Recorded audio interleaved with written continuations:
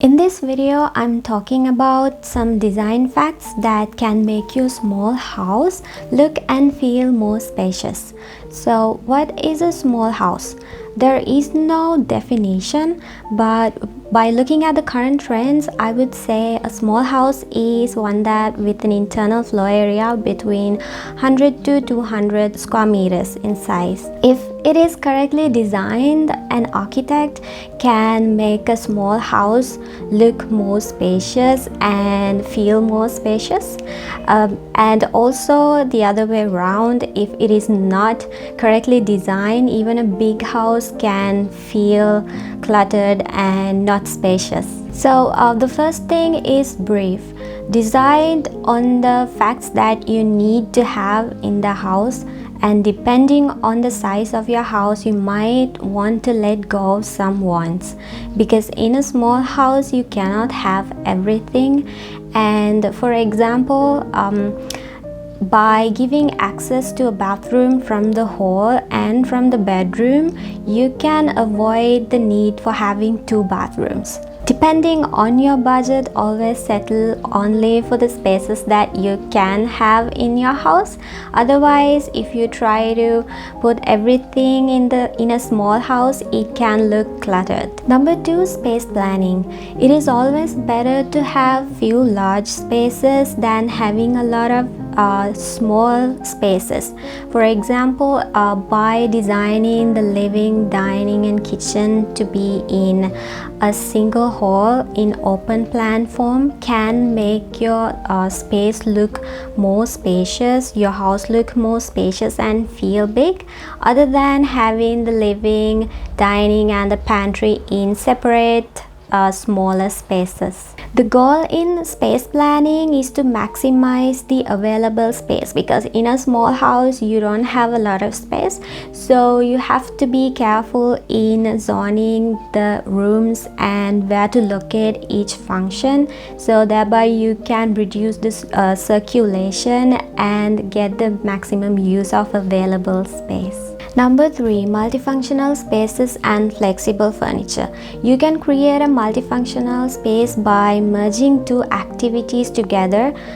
These activities can happen different times during a day, and flexible furniture can also help by in creating a multifunctional space.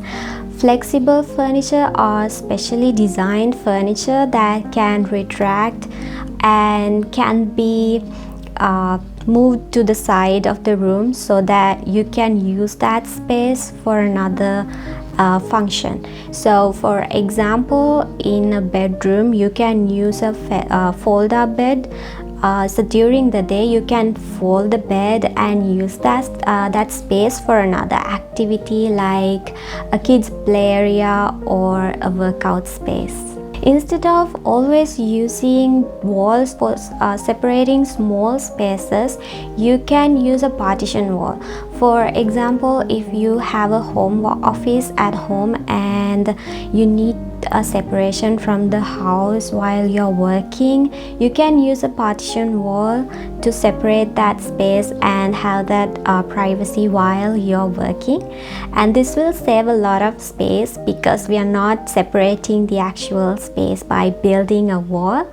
And when you don't need that space to work as a home office anymore, you can just simply remove the partition wall and use the space for another activity. And also, instead of a separate room, you can use a niche or a corner of the house that's away from high traffic area as a home office. A terrace or a patio can be used as an extension for your small house to have a dining area or an extended seating area when you have visitors. Furniture can also help you in reducing the footprint of the house. For example, you can have a laundry cupboard instead of a linen room. Number 4, visual connection. It is important that you connect the common areas of the house visually, because when you're walking through the house, instead of just seeing walls and just smaller spaces, if you can see through the common areas like living and dining areas, it can give the impression of a larger house. If your house is 2-story, you can use double height spaces to visually connect the ground floor and the first floor. So for example, you can connect the living or the dining space in the ground floor with the family living room in the upper floor. And rather than just having a single story throughout the house, having a double height in the living room can make your small house feel more spacious and look big. You can also connect the interior spaces with the garden outdoors by using large windows. This can also help the interior spaces open up and extend to the outside. Number 5, maximize daylight. A smaller house can largely benefit from the daylight. So you can use a lot of windows to fully light up the interior, and this can make the spaces look airy, bright and bigger. When designing windows for your house, instead of using smaller windows with a sill, use large sliding door windows. Also, when you design sliding doors and windows, it can save a lot of space in a small house. Number 6, light color interior. The color is important throughout the design.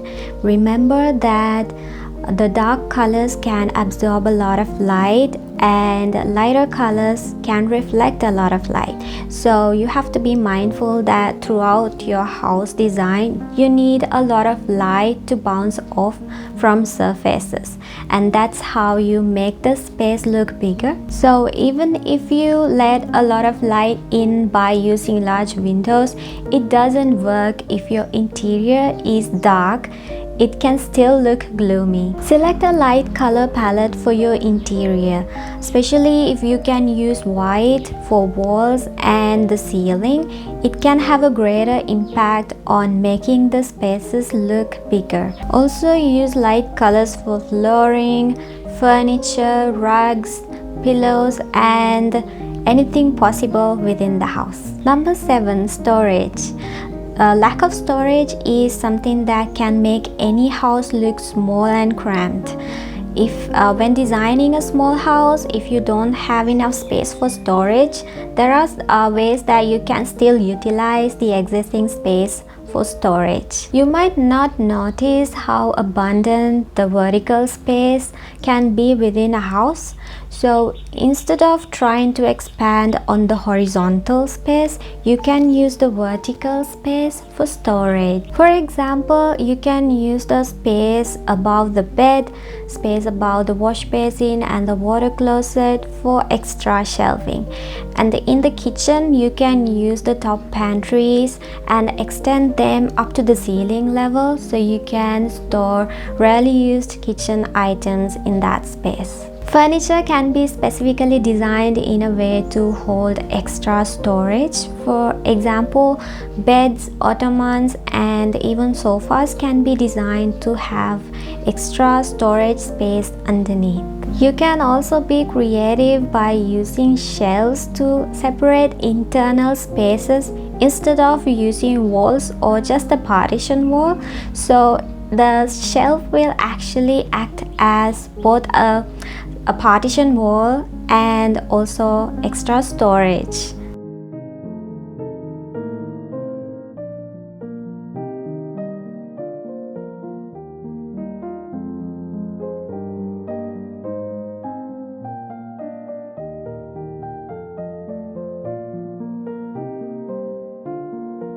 If this video helped you in some way, let me know in the comments below, and hit the like button and subscribe to my channel and hit the bell button to keep in touch.